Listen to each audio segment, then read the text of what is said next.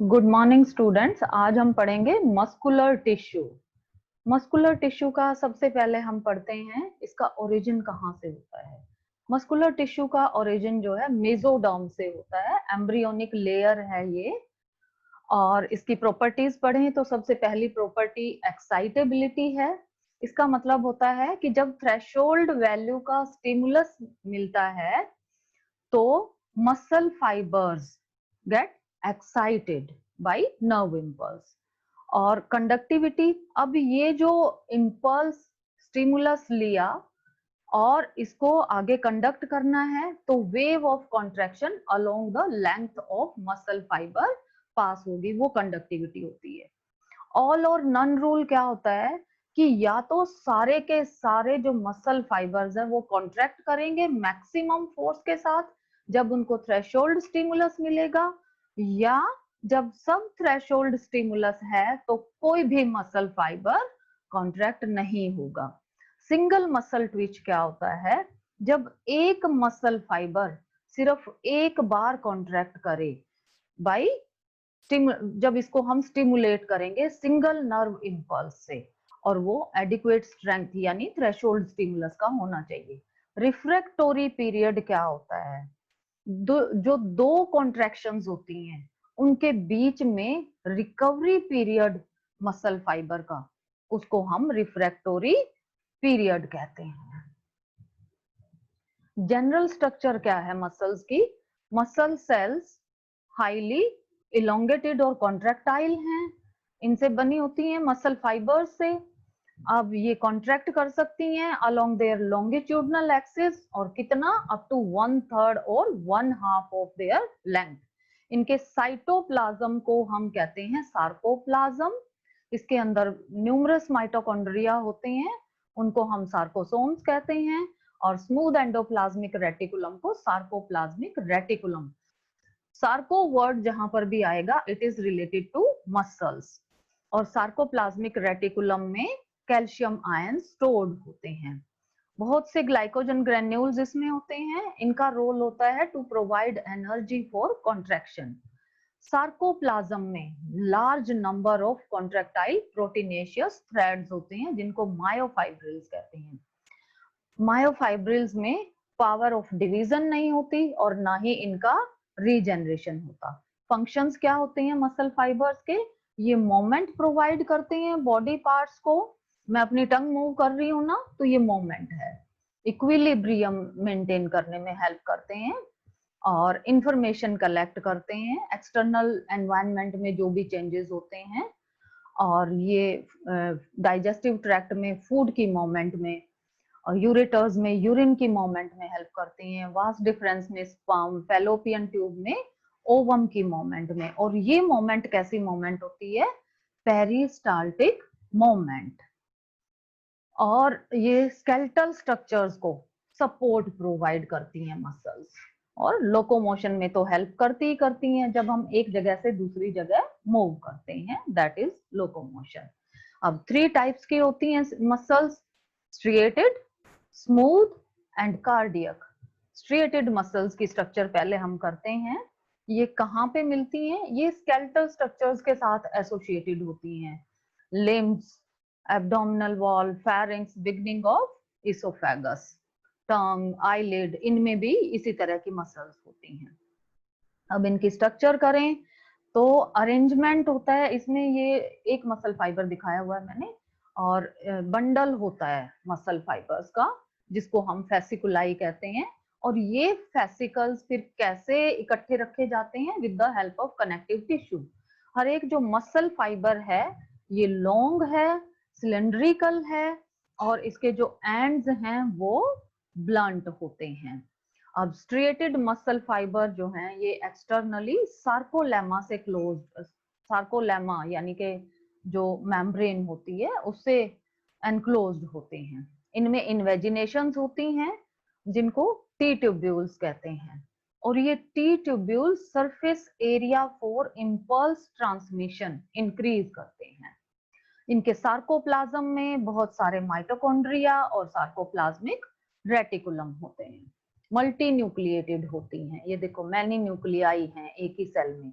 तो सिंसाइटियल कहते हैं इस कंडीशन को। और क्यों होता है ये syncytial? Due to fusion of myoblast cells in embryonic stage. अब अगर हम लाइट माइक्रोस्कोप में देखें तो हमें हर एक जो माइक्रोफाइब्रिल है, माइक्रोफाइब्रिल का दूसरा नाम सार्कोस्टाइल होता है, स्ट्रिएटेड मसल फाइबर का, ये alternatively light and dark bands इसमें दिखाई देंगे। डार्क बैंड को हम एन आइसोट्रोपिक या ए बैंड कहते हैं, और इसके बीच में एक लाइट जोन होता है जिसको हम हैंसन्स लाइन या एच जोन कहते हैं। और जो लाइट बैंड है उसको हम आइसोट्रोपिक या आई बैंड कहते हैं, और इसमें डार्क मेम्ब्रेन होती है सेंटर में जिसको क्रॉस मेम्ब्रेन और जेड लाइन कहते हैं। अब इन दो एडजेसेंट जेड लाइंस के बीच का पार्ट जो है मायोफाइब्रिल का, उसको हम सार्कोमियर कहते हैं। और सार्कोमियर जो है ये स्ट्रक्चरल एंड फंक्शनल यूनिट है स्ट्रिएटेड मसल फाइबर्स का। ए बैंड जो है ये थिक मायोसिन फिलामेंट से बने होते हैं, इनको प्राइमरी या ए फिलामेंट भी कहते हैं। इसकी कंपोजिशन 200 मायोसिन प्रोटीन्स की होती है, और बोथ एंड्स पे ये फ्री होते हैं, लेकिन स्मॉल रिजेस होती हैं जिनको हम क्रॉस ब्रिजेस कहते हैं या हेड कहते हैं। I band thin actin filament का बना होता है, ये सेकेंडरी या आई फिलामेंट भी कहलाते हैं, और हर एक एक्टिन में 3000 प्रोटीन मोलिक्यूल्स होते हैं। ये जेड लाइन पे अटैच्ड होता है एक साइड से, और दूसरी तरफ ये पार्शियली ओवरलैप करता है मायोसिन फिलामेंट। इसमें कोई क्रॉस ब्रिजेस नहीं होती। मायोसिन और एक्टिन फिलामेंट का अरेंजमेंट कैसा होता है ये मैं आगे पिक्चर भी दिखाऊंगी इसकी। 6 एक्टिन फिलामेंट्स एक मायोसिन को सराउंड करते हैं, इस तरह से एक हेक्सागन बना लेते हैं, और 3 मायोसिन फिलामेंट्स जो हैं वो एक एक्टिन को सराउंड करते हैं और ट्राइगन बनाते हैं। स्ट्रिएटेड मसल्स हाईली वास्कुलर होती हैं, यानी ब्लड सप्लाई खूब होती है इनमें, और सेंट्रल नर्वस सिस्टम के साथ एसोसिएटेड होती हैं ये, और हमेशा ये हमारी विल के अकॉर्डिंगली कॉन्ट्रैक्ट या रिलैक्स होती हैं, तो इसलिए इनको हम वॉल्यूंटरी मसल्स कहते हैं। They are under control of our will. फिर ये बोन्स के साथ अटैच्ड होती हैं with the help of tendons, इसलिए इनको स्केलेटल मसल्स भी कहते हैं। और इनका मोड ऑफ कॉन्ट्रैक्शन क्या है? रैपिड कॉन्ट्रैक्शन होता है, पावरफुल होता है, लेकिन शॉर्ट पीरियड के लिए होता है, और ये बहुत जल्दी फिर फैटिग हो जाती है इनमें, दे गेट फैटिग, इसलिए इनको फैटिग मसल्स भी कहते हैं। ये अब हम डायग्रामेटिकली देखें तो ये देखो, ये दिखा रखे हैं थिन, ये जो ग्रे कलर है थिन एक्टिन फिलामेंट है, और दूसरे जो रेड कलर के दिखाए हुए हैं ये हैं थिक मायोसिन फिलामेंट। अब ये देखो, ये जेड लाइन है, ये दूसरी जेड लाइन है, ये ए बैंड है, ए बैंड के बीच में जो लाइट जोन है वो एच हो गया, और ये light band I band, I band के बीच में जो ये लाइन है जेड लाइन, और दो जेड लाइंस के बीच का जो डिस्टेंस है इसको कहते हैं सार्कोमियर।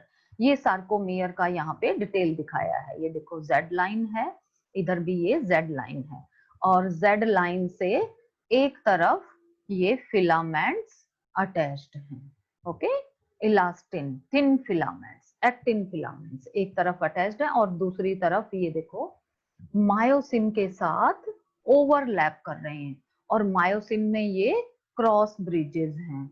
इन क्रॉस ब्रिजेस की हेल्प से ही मसल्स की मूवमेंट हो पाती है, स्लाइड फिलामेंट इस तरह से होती है, स्लाइड फिलामेंट थ्योरी की हेल्प से ये एक दूसरे के ऊपर स्लाइड करते हैं, थिन एंड थिक फिलामेंट्स। अब ये अरेंजमेंट देखें हम मायोसिन और एक्टिन का, तो ये मायोसिन फिलामेंट है, ये मायोसिन है, देखो एक मायोसिन 6 एक्टिन से सराउंडेड है, और एक एक्टिन अगर हम देखें, ये एक एक्टिन हो गया, ये 3 मायोसिन से सराउंडेड है, ये ट्राइगन बन गई, और यहाँ पे मायोसिन का देखें तो ये हेक्सागन बन गई।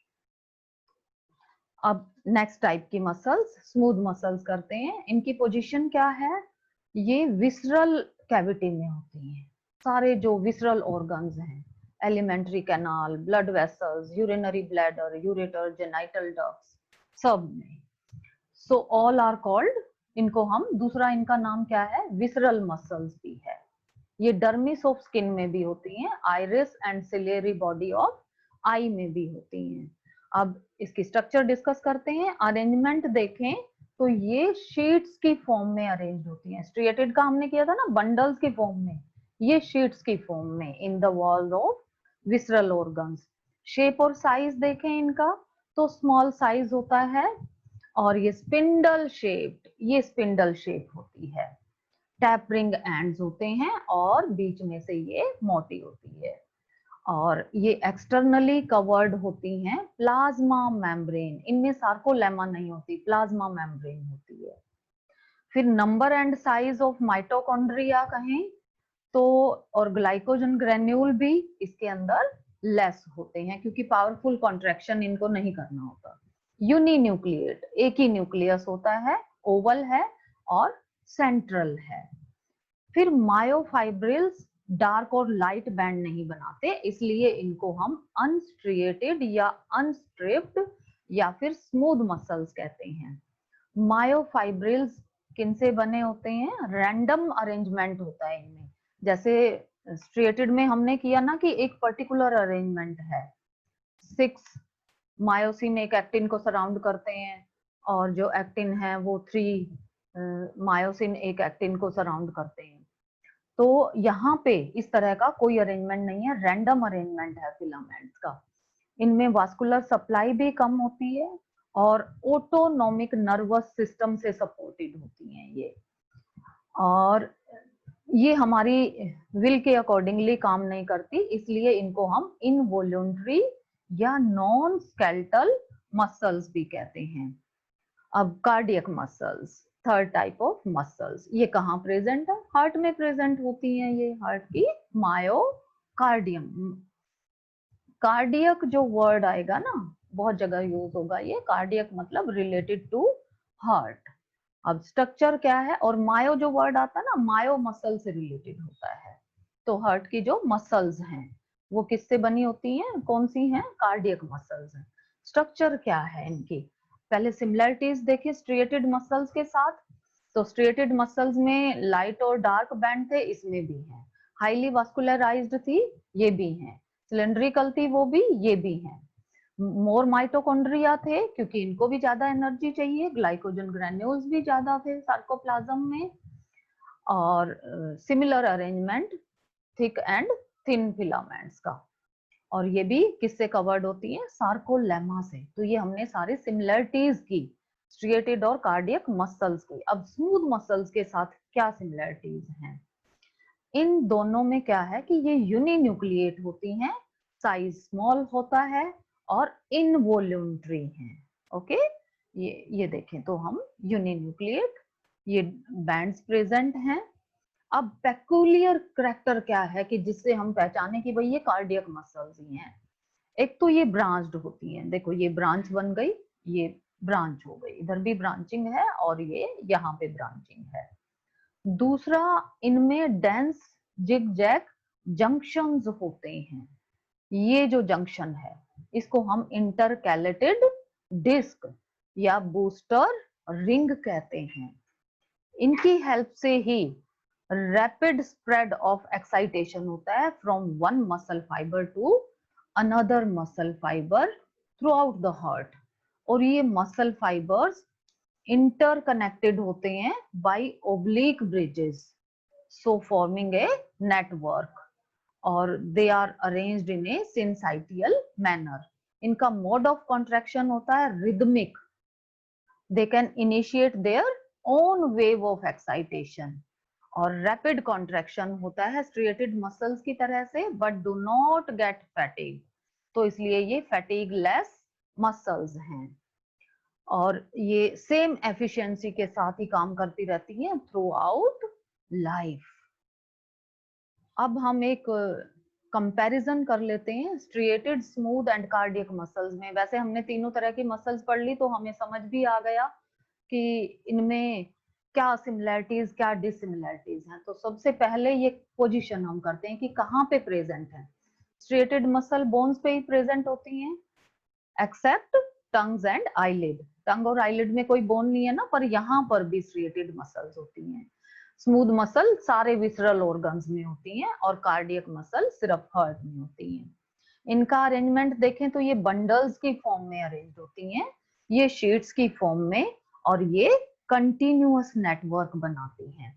अब साइज शेप स्टडी करें तो ये लॉन्ग सिलेंड्रिकल लेकिन ब्लंट एंड्स हैं, ये शॉर्ट पॉइंटेड एंड्स और स्पिंडल शेप है इनकी।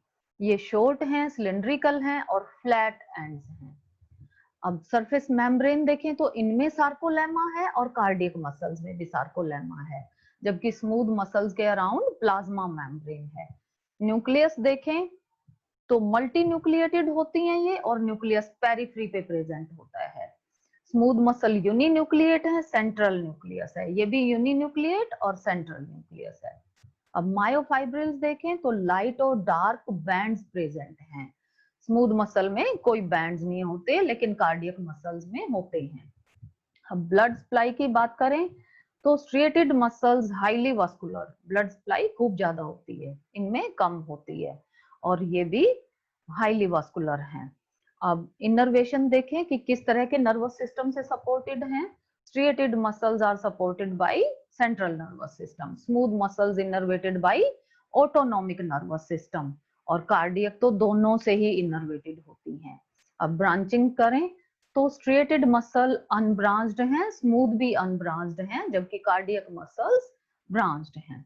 मोड ऑफ कॉन्ट्रैक्शन देखें तो ये रैपिडली कॉन्ट्रैक्ट करती हैं लेकिन शॉर्ट पीरियड के लिए, और बहुत जल्दी फैटिग हो जाती है। ये स्लोली कॉन्ट्रैक्ट करती हैं लेकिन लॉन्गर पीरियड के लिए, और इनमें फैटिग नहीं होती। ये रैपिडली कॉन्ट्रैक्ट करती हैं, रिदमिकली करती हैं, एंड नेवर गेट फैटिग्ड। अब नेचर की बात करें तो ये वॉलंटरी हैं, अकॉर्डिंग टू आवर विल काम करती हैं। जब हमें हाथ उठाना है तो उठाएंगे, पैर से चलना है तो चलेंगे, जब हमें स्टॉप करना है तो हम रुक जाएंगे। तो ये हमारी इच्छा के अनुसार काम करती हैं, इनवॉलंटरी। ये अपने आप काम करती रहती हैं।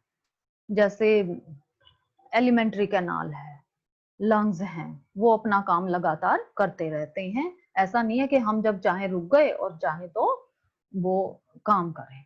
और ये भी इनवॉलंटरी हैं। इन हार्ट जो है ये भी हमेशा काम करता रहता है, चलता रहता है, यानी मसल्स का कॉन्ट्रैक्शन लगातार होता रहता है। अब इंटरकैलेटेड डिस्क सिर्फ किस में प्रेजेंट है? कार्डियक मसल्स में प्रेजेंट है। Thank you so much.